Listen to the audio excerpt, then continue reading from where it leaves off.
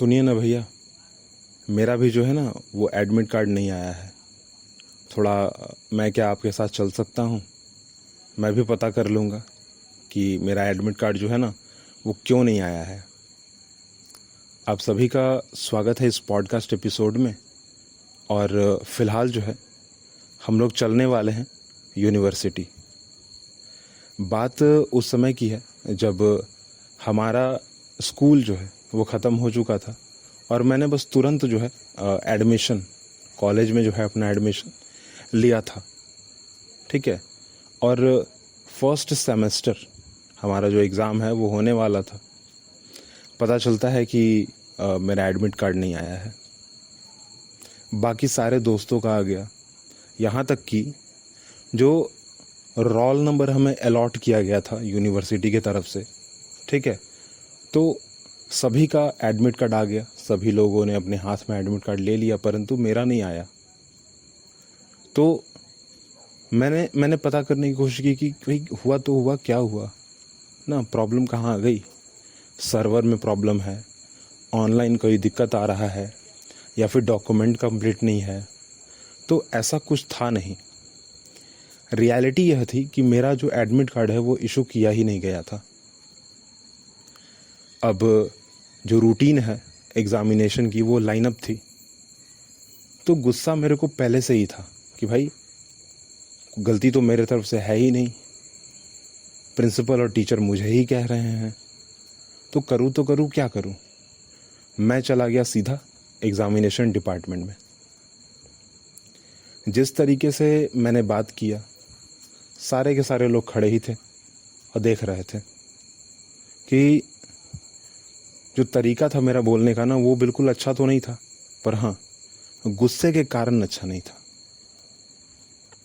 सामने से सिर्फ छोटी सी बात आती है कि आप जो है कंप्लेन सेल चले जाइए, वहाँ पर जो है आप बात कर लीजिए, अपना कंप्लेन कर लीजिए, तो जो है प्रॉब्लम जो है ख़त्म हो जाएगी। तुरंत जो है आपको सॉल्यूशन मिल जाएगा, क्योंकि आपका एग्ज़ाम जो है ना कल ही है ना, तो कुछ ना कुछ जो है लगा दिया जाएगा तिगड़म। ठीक है। अगर एडमिट कार्ड नहीं भी आए तो कम से कम आपका एग्ज़ाम जो है ना ले लिया जाएगा, क्योंकि अगर एग्ज़ाम छूट गया तो दूसरा बार एग्ज़ाम कंडक्ट नहीं कराया जाएगा, और कराया जाएगा अगर तो शायद 6 से 7 महीने लेट हो जाएंगे आप। सही नहीं है। पीछे से एक तुरंत आवाज़ आती है कि भैया मेरा भी एडमिट कार्ड जो है ना वो नहीं आया है। जहाँ पर आप जा रहे हो क्या मैं भी चलूँ साथ में? हाँ चलो, क्यों नहीं चलते हैं बिल्कुल। आज जो है ना, आज जो है बात कर ही लेंगे क्या प्रॉब्लम है क्या नहीं है, ऐसा क्यों हो गया। फीस तो टाइम पर था, डॉक्यूमेंट पूरा दिया गया था, ठीक है। बाकी सबका एडमिट कार्ड आ गया, मेरा नहीं आया। मैंने भी इंटरनल एग्ज़ाम दे दिया, मैंने भी अपना प्रैक्टिकल कॉपी जमा कर दिया, बना दिया, फिर भी क्यों नहीं आया। रोल नंबर तो अलॉट हो चुका। जब रोल नंबर मिल चुका मुझे यूनिवर्सिटी की तरफ से, तो फिर ये जो दिक्कत आई वो क्यों आई। तो गुस्से में जो है मैं जा रहा था, साथ में जो है वह भी चल पड़े। जब मैंने उनसे पूछा कि आपका जो एडमिशन सेशन है वो कौन सा है, वो तुरंत बोलते हैं 2014। ठीक है, 2014। तो मैंने कहा कि आप मुझे फिर भैया क्यों कह रहे हैं? मैं भैया नहीं हूँ, आप मुझसे बड़े हैं एक्चुअली। ठीक है, मेरा तो एडमिशन अभी, ठीक है, 2019 में हुआ है। आप तो 2014 में एडमिशन आपने लिया है, तो आप भैया हुए ना, मैं नहीं हुआ। वैसे आप एग्ज़ाम कौन सा दे रहे हैं, मैंने यह पूछा उनसे। या फिर आपका जो एग्ज़ाम है वो कौन सा होने वाला है? अभी तो सेमेस्टर 1 का एग्ज़ाम होगा, और आप जो पढ़ रहे थे 2014 में वो तो पार्ट चलता था ना, एक first part, second part, third part, 3 साल में ख़त्म हो जाया करता था मात्र 3 एग्ज़ाम।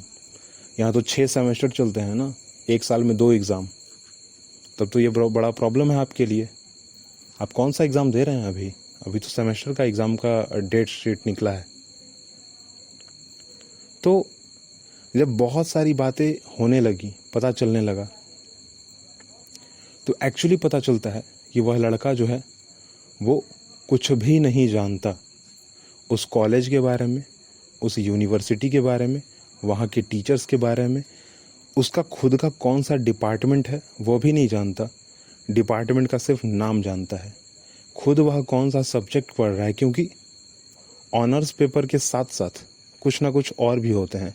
कुछ एडिशनल पेपर होते हैं, कुछ जेनरिक पेपर होते हैं, कुछ MIL होते हैं, ठीक है, कुछ स्किल इन्हांसमेंट कोर्स होते हैं, ठीक है, सारा का सारा होता है। तो उस बंदे को कुछ नहीं पता था, उस आदमी को कुछ नहीं पता था जो मुझे भैया कह रहा था। मैंने उसको ठीक किया कि नहीं भैया आप हैं, मैं नहीं हूँ।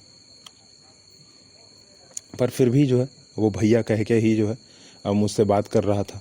तो मैंने फिर छोड़ दिया। फिर मैंने पता करने लग गया, मैं जो है ना पूछने लग गया हर चीज़ कि आप एडमिशन यहाँ पर कैसे लिए, कहाँ से पढ़े हैं, आप कहाँ से आए हैं ना। तो हर चीज़ जानने के बाद मुझे यह पूरा का पूरा अंदाज़ा लग जाता है कि वह जो लड़का है ना वो कुछ ज़्यादा ही माने साफ़ सुथरा अच्छा आदमी तो है, परंतु कुछ ज़्यादा ही अच्छा है। एक होता है ना कि मॉडरेटेड, नॉर्मल, और वो नॉर्मल नहीं है, कुछ ज़्यादा ही अच्छा व्यक्ति है। यहाँ तक कि वो किसी से चिल्लाकर बात भी नहीं कर सकता। वो पूरा का पूरा अंतर्मुखी व्यवहार का है, इंट्रोवर्ट नेचर का है, एक्सट्रोवर्ट नहीं है। वो किसी से जो है ना प्रश्न पूछ नहीं सकता। तब मुझे तुरंत ध्यान आया कि जब मैं उस एग्ज़ामिनेशन डिपार्टमेंट में खड़ा होके, ठीक है, उस एग्ज़ामिनेशन डिपार्टमेंट में खड़ा होकर टीचर के साथ मैं जब बात कर रहा था ना, तो यह बंदा पीछे जो है एक कुर्सी पर बैठकर, एक जो मेज लगी हुई थी ना, कॉमन कुर्सी जो थी उस पर बैठकर बस बैठा हुआ ही था। क्योंकि पता नहीं किसी टीचर ने उसे कह दिया था कि भाई बैठ जाओ।